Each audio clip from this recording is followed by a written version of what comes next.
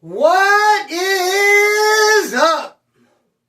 Thank you for coming to my channel, Prison POV. Shout out to the members of the channel, all 105 of them.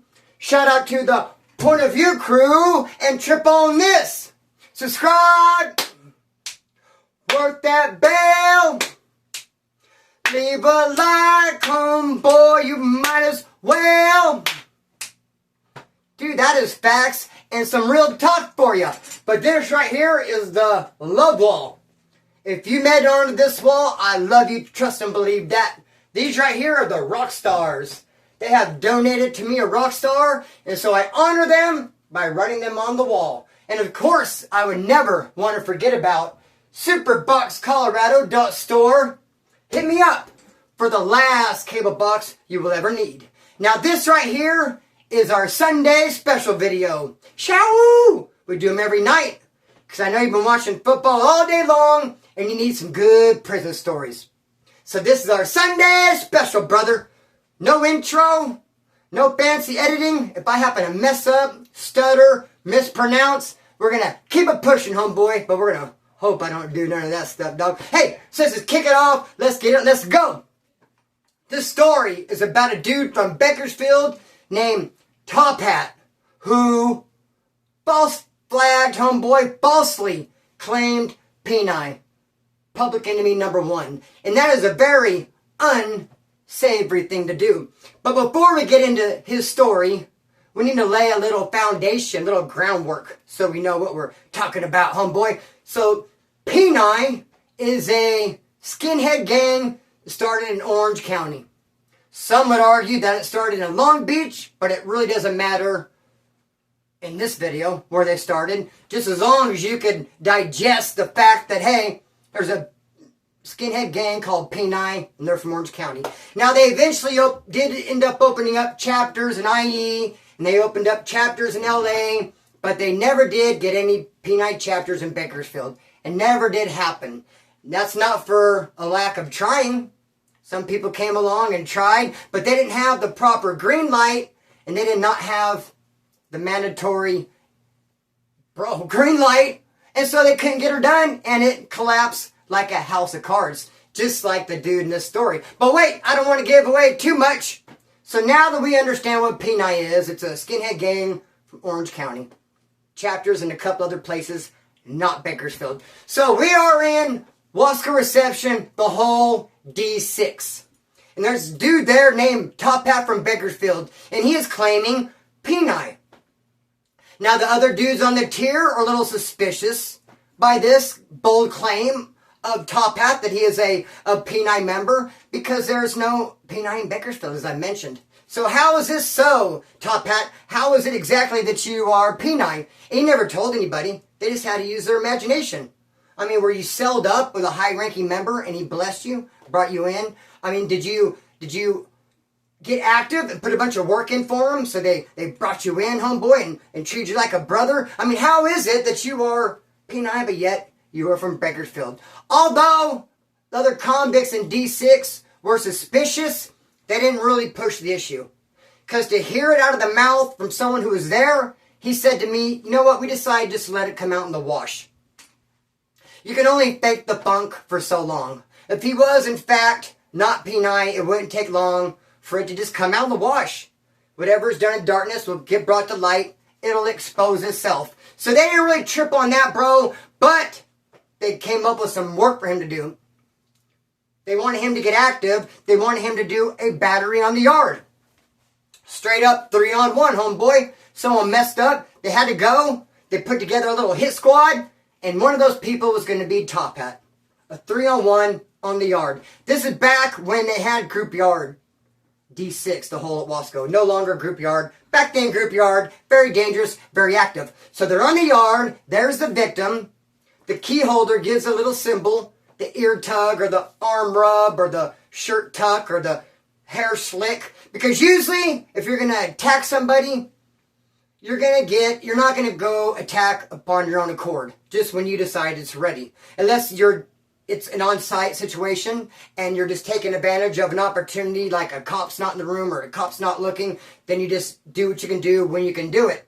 But a lot of times, especially in the hole, when it comes to attacking a victim, you're going to wait for a little ear tug or arm rub from the key holder, from the dude who called the shot. Be that as it may, I'm not sure if that's what happened or not. But dude, the battery kicks off. There it goes. Now they're getting that ass, homeboy. They're putting in work. I don't know why I did fist. No hands policy in the hole. They were slicing or stabbing. They were getting busy. Yes, they were. All of them except Top Hat. Top Hat didn't do a damn thing. He was in the vicinity. He was right there while the battery was taking place. He could have reached out and touched the people who were participating. He was right there in the mix, but no, because his feet were glued to the floor and his arms were glued at his side, he didn't freaking bust a grape. When I first came to prison, dude, that you heard that term all the time. Dude didn't bust a grape.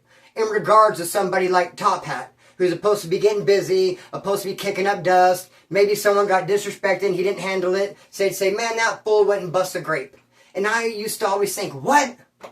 I mean, you know, my analytical mind, I'm sitting back thinking, bust a grape? Like, what does that even mean? What are they talking about? Dude didn't bust a grape. But as it turns out, the fool's saying is, that fool wouldn't bust a grape in a food fight. So that's a statement. You're saying dude is such a puss, homeboy, there could be a food fight, and he wouldn't even grab a grape and throw it. So no, old freaking Top Hat wouldn't bust a grape, wouldn't throw a grape in a freaking food fight, homeboy. It was so bad that when the cops finally got control of the yard, and they put everybody down, and they start taking people back into the building who had nothing to do with the battery, Top Hat was one of them. They took him into the building, bro. The cops looked at him like he did nothing wrong. He didn't even get a write-up. He was not even involved. He didn't participate in that battery at all. And it pissed everybody off, as you can imagine. So as soon as everyone gets back in the building, they start shooting Top Hat kites. What in the fuck was that? What was that? You didn't do shit. What are you? And he's like, well, you know, my bad. I mean, they had it. They looked like they were doing a good job. But I did. Fuck all that, bro. What? Me personally, when I'm doing a battery, I'm trying to batter the most. If I'm doing a 2-on-1 or a 3-on-1 or a 2-on-1, I'm trying to outshine the other one or the other two. Does that make sense? I'm trying to batter the most. I'm trying to get the most hits in. I'm trying to let it rip. I'm trying to shine. I'm trying to freaking make Bakersfield proud, homeboy. I want to let it rip. I want to do the most. I'm definitely not going to do a battery and step back and be like, oh no, they seem to have control of it. They seem to do best. Never that. Full blast. So, bro, obviously they were grossed out and disgusted by him saying that. So they shoot a kite down to Top Hat Selly saying, get that fool. X amount. Swiss cheese him. He's no good. Get active on him. Put in some work. And of course, I don't want to say of course, because it's not an of course situation. But unfortunately, a sad thing happened. Something that happens far too often. More times than I'd even care to admit this thing happens. What, Splinter? A situation where someone will get in trouble, and so you shoot a kite down there to a cellie, saying, hit that fool, and they both roll it up. That's what happened with Top Hat and his cellie. They told his cellie, get that fool, and they both rolled it up. Now, I get it, dude. Hitting your cellie can be very tough. I've been put in that position. It's a stressful position to be in. I've had to hit my cellie, and you know what? You can almost guarantee you're going to pick up a year or two, if not more. You're guaranteed getting busted. And it's just a stressful thing, brother. But you know what you have to do? What you have to do. You should have thought of that before you came to prison, brother. So, dude, Pinocha, bitch ass, Top Hat, and his cellie rolled it up. And now there was a dude on the tier from Bakersfield named Bullet, a Nazi lowrider, a good friend of mine. High ranking, has a gang of respect coming. Now, dude, he was just embarrassed by the whole situation. He was embarrassed. He thought to himself, man, I messed that up. Maybe we should not have said, hey, we'll let it come out in the wash. Maybe we should have pushed the issue, shot some kites, and been like, you know, is this dude P9 or is he not? Maybe we should have got to the bottom of it. I mean, and then when Top Hat and did that not battery, when he went out there and pulled that shit on the yard, and embarrassed Bullet. It made embarrassed Bullet, slow down! It made Bullet embarrassed for himself, and it made Bullet embarrassed for Bakersfield as a whole. He took it personal, bro. He's very disappointed and disgusted at how all that went down with Top Hat, to the point that when Bullet hit the street, he went around looking for the fool. Now trip out on this. I'm telling this story in 3 parts. The first part's done. Here's part 2. Trip on this. I have a cousin. Love him to death. My cousin. He's married. I'm always over there hanging out with my cousin and his wife. Now his wife has a cousin. And she's always over there. So at the house, at my cousin's house, it'd be like him and his wife hanging out. And then I'd be hanging out. And then his wife's cousin. Now I like this chick. And I tried several times to get at her. But she was playing hard to get. Dude, she was a tough nut to crack, brother. She was not giving me no play. No matter how relentless I was. No matter how much effort I put into it. Hey. I was on her, bro. Like white on rice. And she was just stiff-arming me.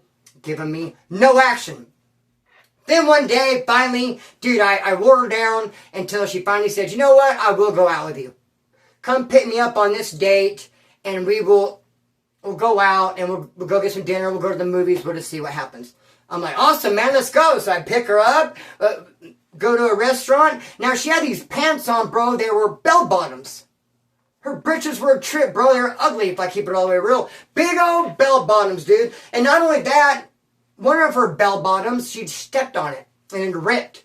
So she's like dragging around this like 8-inch piece of denim behind her bell bottom as if it wasn't already flared out and big enough. Now you're dragging this freaking denim.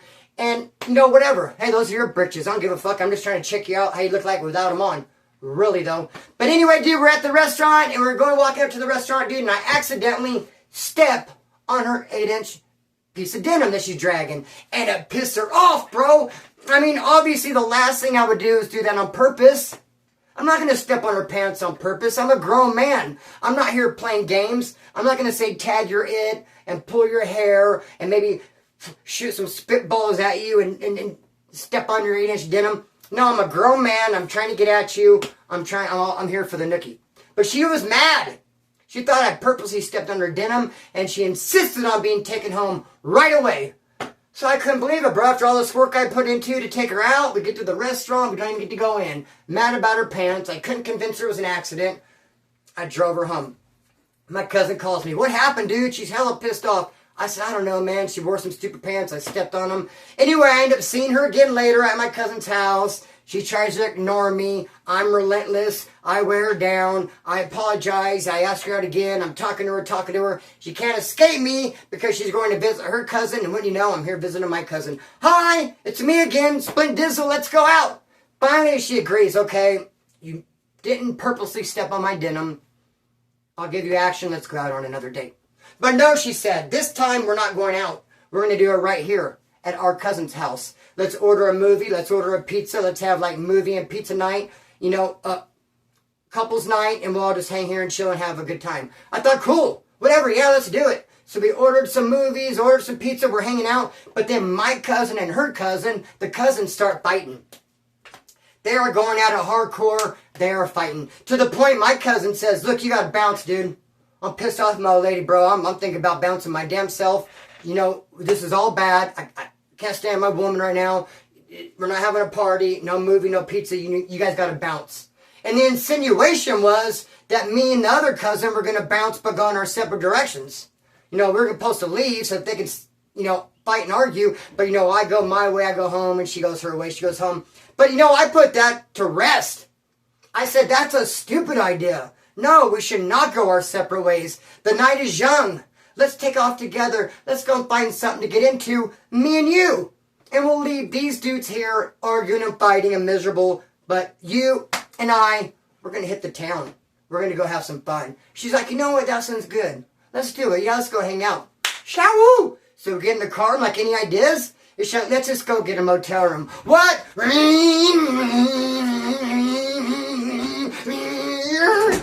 Is this one good? We're here. So don't you get any ideas? I want to go get a motel, she said, because you've had a beer or two. I don't want you driving like that. She goes, I don't want to drive around. I'm not hungry. I don't want to go to a restaurant. I just want to kick it. We're just going to go to a motel, rent a movie there, hang out. You know, don't get no crazy ideas. I go, who, me? Crazy idea? Oh, no, never that. All the ideas in this head are very, very sane. I'm not thinking anything, expecting nothing. One bed or two, just one twin, right? Anyways, homeboy, we go to this room. Excuse me, pardon me. Anyway, dog, I'm like, okay, let's go get this room. So we go pull up the motel. I pull into the parking lot, and I go to park. But the car I go to park next to, I'm very suspicious of it. I'm leery of this car. I've already committed, like I'm already going to pull in there next to it. But I mean, I see 4 or 5 people. They're moving around a lot. Someone has a flashlight. I'm just getting a bad vibe, like something's going on in that car. I don't really want to have nothing to do with it. But like I said, I'm already committed. I thought about going, whoa, no, wait a minute, dipping. But I thought, no, I just pulled in. I pulled in next. And the driver got out of the driver's side door of the car that I pulled in next to. And he had jumper cables. And he started coming over to me, and he's like, excuse me, sir. And I jumped down, I'm like, Bullet? He's like, Splinter, what's up, brother? Threw the jumper cables down, gave me a big old hug. What's up, homeboy? Super glad to see you, dog. What's up, mama? What are you doing, bro? What's up? What's going on? He's like, man, we're chasing down Top Hat. We chased Top Hat to this room. I'm like, what? You guys are chasing that dude Top Hat around? He's like, yeah, fuck him, dude. He embarrassed me the whole of D6. Putting in some work, bro. That dude. He's like, yeah.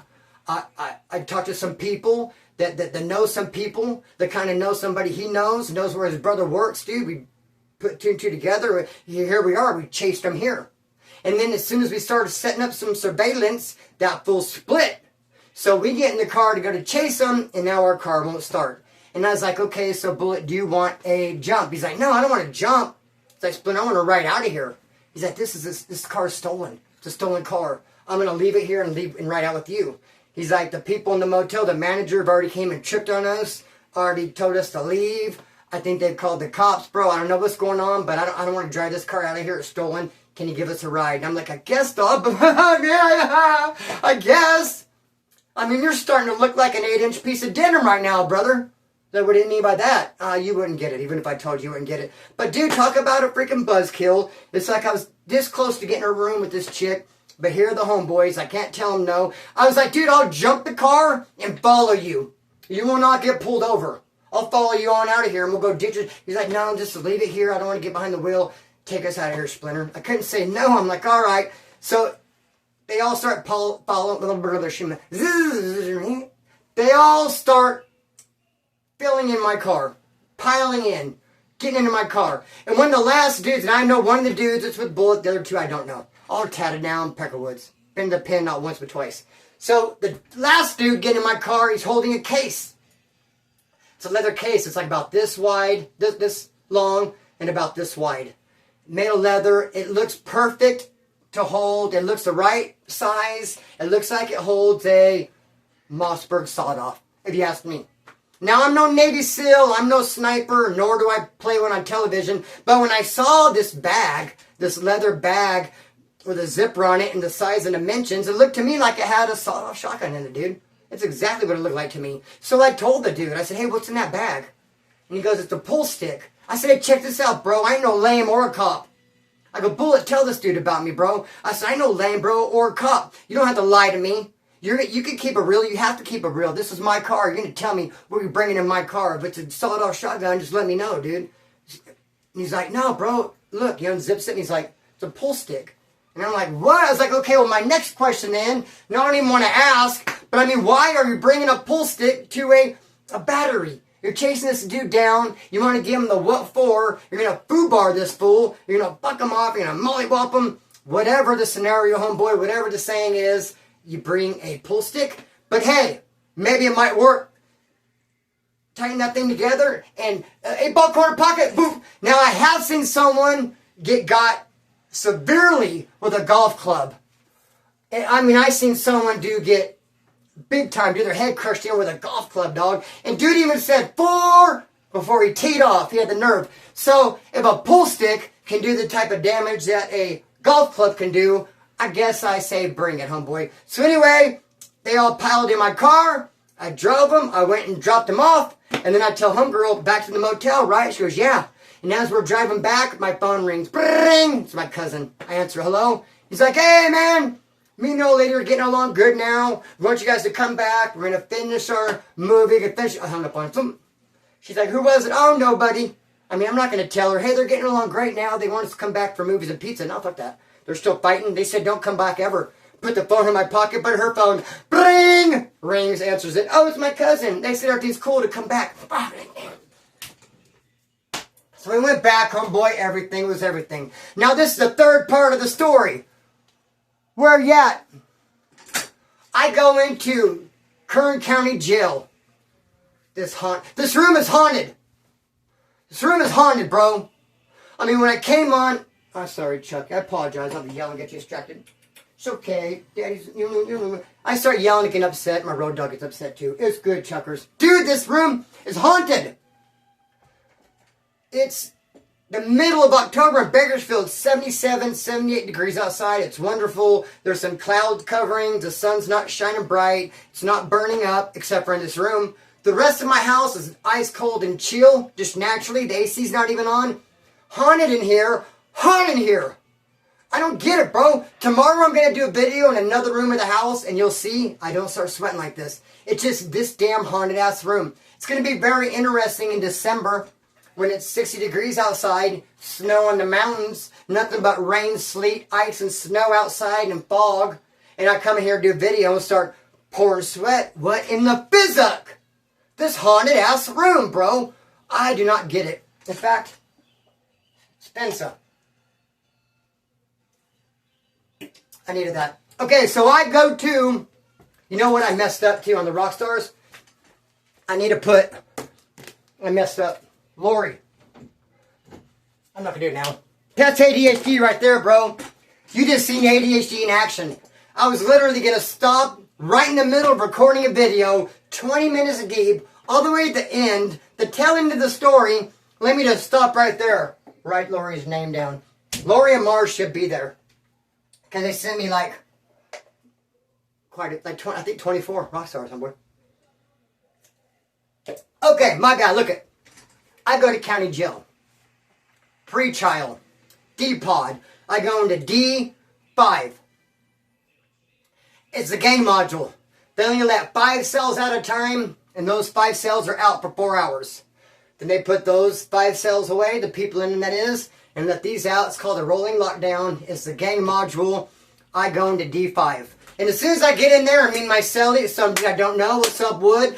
I show my paperwork why I'm arrested. He shows me his paperwork why he's arrested. Once we get past that, I got a couple questions for him. My first question is, hey, is there any Gataga here? Any Gataga? Any Yeska? Is anybody hitting? Does anybody have anything going on?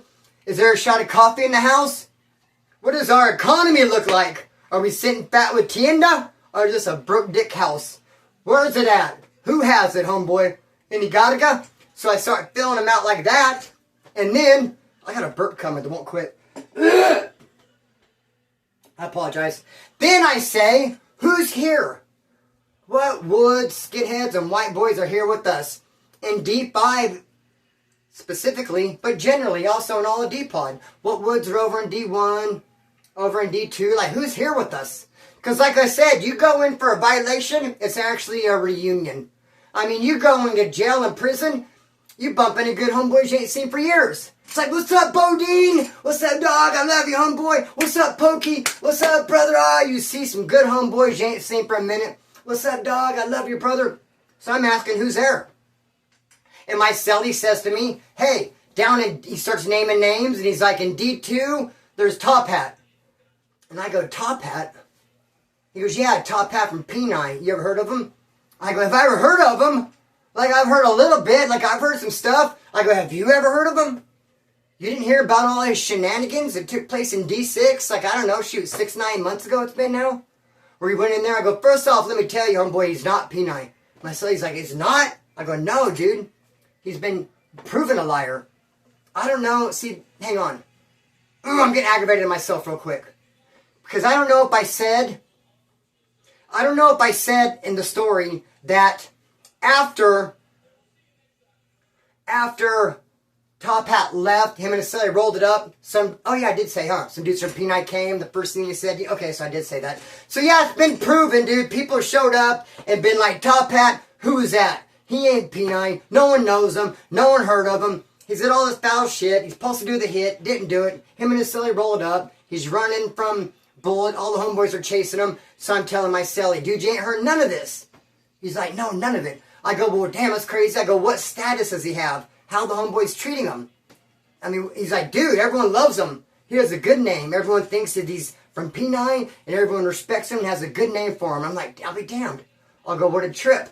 So then, like, how do I handle this? I have to handle it, dude. I know too much. There's no way I could just act like I don't know anything about what happened. There's no way. But how do I handle it? I don't know anybody in D2. If Bodine was in D2, I could write Bodine a letter and say, hey, dude, that dude Top Hat Bodine is trash. He did this. He did X, Y, and Z. Did all this bad stuff. Get him out of there. There's nobody I could write to like that. I can't do to whom it may concern. Hey, Peckerwood, I don't know who you are, but I want to make you aware that that dude Top Hat is all bad. He is not P9. He's thick in the funk. He didn't do a battery like he's supposed to. He rolled it up. I mean, I can't say all that because the chances of them giving the kite to Top Hat are pretty good. I mean, they don't know me. Some guy named Splinter riding a kite talking a bunch of schmack about Top Hat. They're going to give him a heads up. Hey, some dude said this and this about you. They're over there programming with him. They don't know me. So I'm like, damn, what can I do? How can I handle it? I was going to send him a kite and say, hey, Top Hat, this is Splinter. I know all the bullshit that happened with you. You're all bad. I heard from other dudes from PENI. You're not PENI. I heard from Bullet. You didn't do the battery. Meet me at the law library and bring your piece. We're going to handle it. But he could throw the kite away as if I never wrote it and then just start badmouthing me. Hey, you guys know someone named Splinter?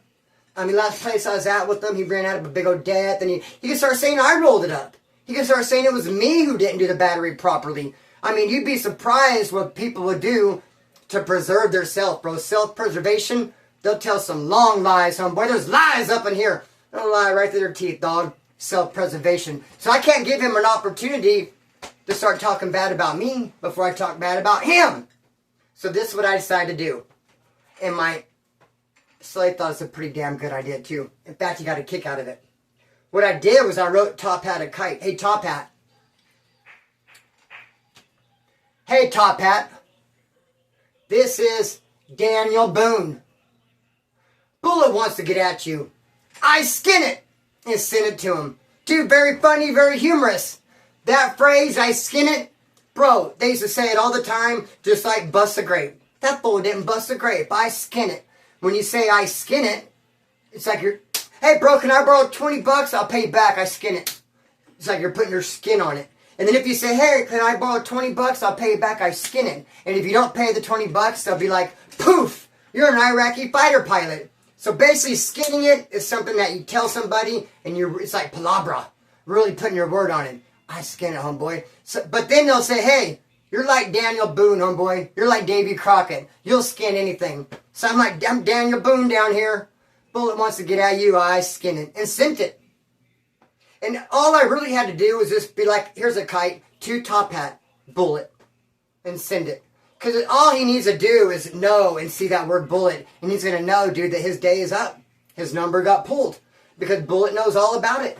Bullet knows all about D6. Him faking the funk, not doing the battery. Bullet's been chasing him down all over Bakersfield. And I'm sure he's well aware of it, bro. And so I sent that kite down there to him. Waited about an hour or so. And then he rolled it up. Or at least that's when we got the notification. About an hour went by. We started getting kites. Hey, Top Hat just rolled it up down here. Oh, imagine that.